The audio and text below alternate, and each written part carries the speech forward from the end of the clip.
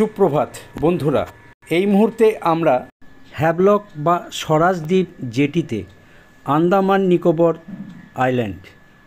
এখন আপনারা দেখুন আমার ছোট ছেলে এবং বৌমার স্কুবা ডাইভিং। আপনারা দেখছেন মিন্টু পাল, মৌমিতা পালের হ্যাভলক গভীর সমুদ্রের জলে স্কুবা ডাইভিং করতে নামছে, সেই দৃশ্য আপনারা দেখুন, অবশ্যই ভালো লাগবে। আমি মধুসূদন পাল এসেছি হ্যাভলক, আন্দামান নিকোবর দ্বীপপুঞ্জে, যেখানে আমার ছোট ছেলে এবং বৌমা এখানে স্কুবা ডাইভিং করবে, তার প্রাথমিক প্রস্তুতি চলছে। একটা প্রেশার থাকে, আপনার এখানে কানে প্রেশার থাকবে। এখানে অপশন কি স্যার, দুটো আপনার আলাদা এক্সপিরিয়েন্স থাকে, এটা সেফ থেকে বেশি। এখানে কোম্পানি আপনাকে হেলমেট প্রোভাইড করবে, একটা শু প্রোভাইড করবে। হেলমেটটা আপনার শোল্ডার অব্দি আসবে, তো জল ঢুকবে না ভেতরে। আপনি নোজ মাউথ থেকে ব্রিদিং করতে পারবেন। 1:1 গাইড যাবে আপনার সাথে, একটা ফটোগ্রাফার যাবে। এখানে ফটো ভিডিও কমপ্লিমেন্টারি হবে। তো টাইম হচ্ছে আপনার 45 মিনিটস। আপনি ওয়াকিং করবেন 20 মিনিটসের জন্য। এটা প্রাইস থাকছে আপনার 3800, 3800 টাকা। যদি আপনি না করছেন সেম গিয়ে, তাহলে 1000 টাকা মাইনাস করে বাকি আপনাকে রিফান্ড করা হয়। অনলি 65 টিকিট সেল হয় এখানে, ঠিক আছে। এখানে কি হচ্ছে আপনার, এখানে নোজমাউথ ব্রিদিং, এখানে আপনি ফ্লোট করবেন, প্রপারলি ওয়াকিং করবেন।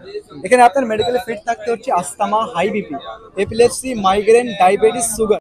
চলছে স্কুবা ডাইভিংয়ের জন্য প্রস্তুতি, আপনারা দেখতে থাকুন, ভালো লাগবে। একটু বলে নিই বন্ধুরা, আমার ছোট ছেলে মিন্টু পাল, বৌমা মৌমিতা পাল, ওরা চলে গেল স্পিড বোটে করে হ্যাভলক গোবিন্দপুর বিচ থেকে গভীর সমুদ্রে সেই স্কুবা ডাইভিং করতে। আবার একটু বলে নিই বন্ধুরা, এই স্কুবা ডাইভিং করতে যেসব বিষয়বস্তু ব্যবস্থা করতে লাগে, এই বিষয়টা আমার ছেলের বন্ধু আবির দাস সবটাই করে দিয়েছে।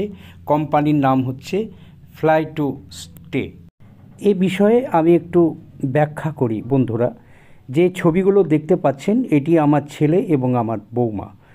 এই যে দেখতে পাচ্ছেন যে ছবিগুলো আমি পোস্ট করেছি, এটা অরিজিনালি যে কোম্পানির সাথে এই স্কুবা ডাইভিং করতে গিয়েছিল, তারাই এই ভিডিওগ্রাফি করে আমার হাতে বা ছেলে বৌমার হাতে দিয়েছে।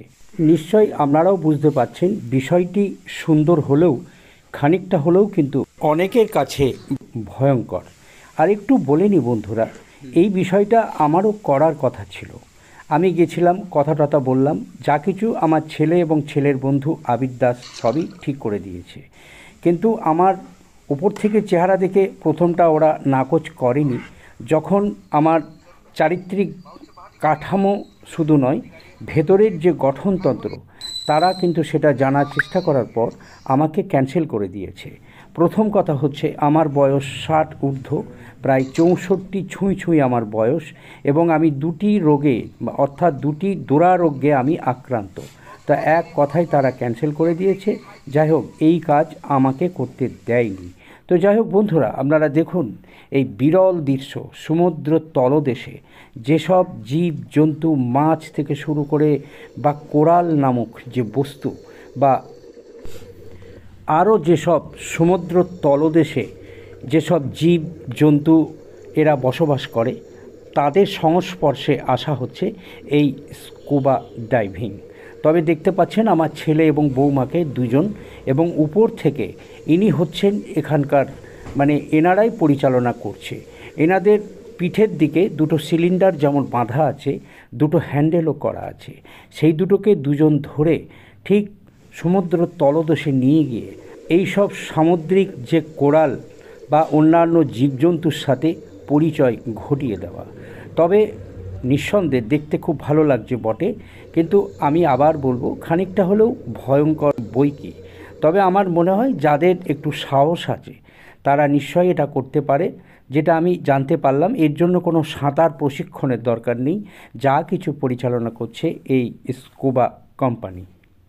আবার বলি বন্ধুরা, এই স্কুবা ডাইভিং বিষয়ে আমার আগে কোনো ধ্যান ধারণা ছিল না।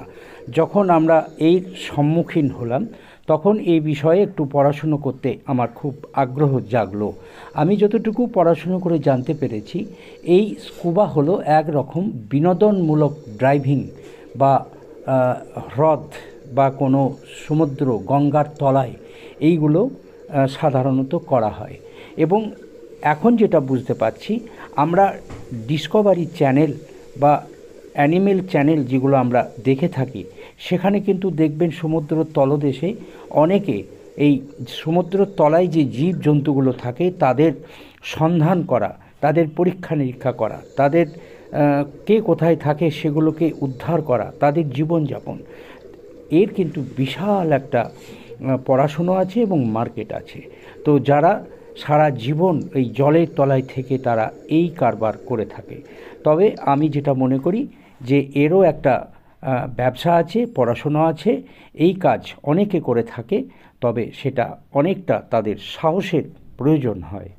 তো যাই হোক বন্ধুরা, এতক্ষণ দেখলেন আমার ছোট ছেলে মিন্টু পাল এবং আমার বৌমা মৌমিতা পালের জলক্রিয়া, অর্থাৎ একে জলক্রিয়া না বলেও এটি এক ধরনের স্কুবা ডাইভিং বা বিনোদনমূলক কাজ বলা যেতে পারে। তবে যাই হোক, আমার তো খুবই ভালো লাগলো। আমার একটা দুঃখ রয়ে গেল, আমার বয়সজনিত কারণে আমাকে পারমিশন দিল না, কিন্তু আমার মনের যতটুকু জোর বা সাহস এই বয়সেও আমি এই কাজটা করতে সক্ষম কিন্তু ছিলাম।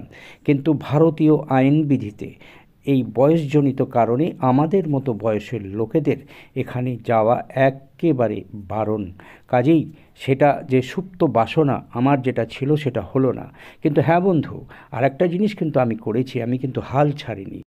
দেখুন সেটা কি, গভীর সমুদ্রে যাচ্ছে সেমি সাবমেরিন।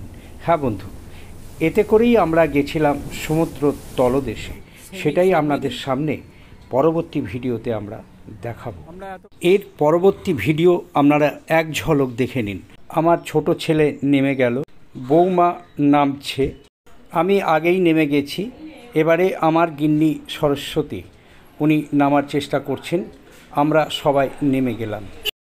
মুখে সবার তৃপ্তির হাসি, সবাই দেখুন ভিক্টরি দেখাচ্ছে, এটাই তো প্রমাণ করে আমরা বেশ খুশি। মিন্টু মৌমিতার স্কুবা ডাইভিং দেখলেন, আশা করি ভালো লেগেছে। কমেন্টে জানান কেমন লেগেছে। সবাই ভালো থাকুন।